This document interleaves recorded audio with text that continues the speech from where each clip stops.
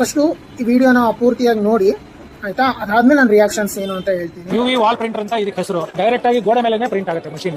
ಇದ್ರದ್ದು ಅಡ್ವಾಂಟೇಜ್ ಏನು ಅಂತಂದ್ರೆ, ಮಾಮೂಲಿ ಇವಾಗೆಲ್ಲ ವಿನೈಲ್ ಸ್ಟಿಕರ್ಸ್ ಇಲ್ಲ ನಾರ್ಮಲಿ ವಾಲ್ ಪೇಪರ್ ಎಲ್ಲ ಹಾಕ್ತಾರಲ್ವಾ, ಅವಾಗ ಏನಾಗುತ್ತೆ ಆಫ್ಟರ್ ಸಮ್ ಟೈಮ್ಸ್ ಅಂದ್ರೆ 3 months 4 months ಸ್ಟೈಲ್ ಅಲ್ಲಿ ಫೀಲ್ ಆಫ್ ಆಗುತ್ತೆ. ಇದಾದ್ರೆ ಏನಾಗುತ್ತೆ ಡೈರೆಕ್ಟ್ ಆಗಿ ಗೋಡೆ ಮೇಲೆ ಪ್ರಿಂಟ್ ಆಗುತ್ತೆ.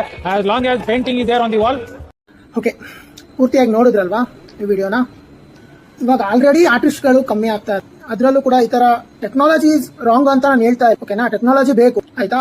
ಒಬ್ಬ ಮನುಷ್ಯನಿಗೆ ಎಷ್ಟು ಇಂಪ್ರೂವ್ ಮಾಡ್ಬೇಕಾಗತ್ತೋ ಅಂತ ಟೆಕ್ನಾಲಜೀಸ್ ಗಳನ್ನ ತಗೊಂಬ. ಒಬ್ಬ ಮನುಷ್ಯನ ಕೆಲಸನ ಕಿತ್ಕೊಳ್ಳೋ ಅಂತ ಟೆಕ್ನಾಲಜೀಸ್ ಬೇಡ ಅಂತ ಹೇಳೋದು. ಓಕೆನಾ, ನಿಮಗೆ ಅನಿಸ್ತಾ ಇರ್ಬೋದು ಇವಾಗೇನು ಅದು ಮಿಷಿನರಿಯಿಂದ ನಾರ್ಮಲ್ ವಾಲ್ ಪೇಂಟಿಂಗು ಈಸಿ ಆಗಿ ಹೋಗುತ್ತೆ. ಓಕೆ, ಈಸಿ ಆಗತ್ತೆ ವಾಲ್ ಪೇಂಟಿಂಗ್ಸ್. ಆಲ್ರೆಡಿ ಅರ್ಧ ಭಾಗ ಫ್ಲೆಕ್ಸಿಗಳು ಬಂದು ವಾಲ್ ಪೇಂಟಿಂಗ್ ಇಂದು ಇದು ಹೋಗ್ಬಿಡ್ತು. ಬೋರ್ಡಿಂಗ್ಸ್ ಬರೀತಿದಾರಲ್ಲ ಹೋಗ್ಬಿಟ್ಟು ಆಯ್ತಾ.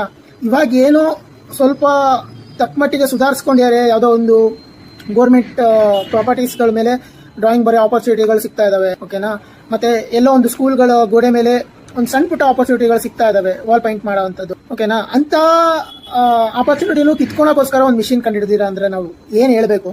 ಆಲ್ರೆಡಿ ಆರ್ಟಿಸ್ಟ್ಗಳು ಕಮ್ಮಿ ಆಗ್ತಾ ಇದಾರೆ. ಪ್ಲೀಸ್ ನಾನು ಹೇಳೋದೇನು ಅಂತ ಹೇಳಿದ್ರೆ, ಆರ್ಟಿಸ್ಟ್ಗಳನ್ನ ಎಷ್ಟಾಗುತ್ತೋ ಅಷ್ಟು ಇಂಪ್ರೂವ್ ಮಾಡುವಂತ ಐಟಮ್ಸ್ಗಳನ್ನ ಕಂಡಿಡಿ. ನೀವು ಕಂಡಿಡಿದ್ರೆ ತಪ್ಪು ಅಂತ ಹೇಳ್ತಾ ಇಲ್ಲ.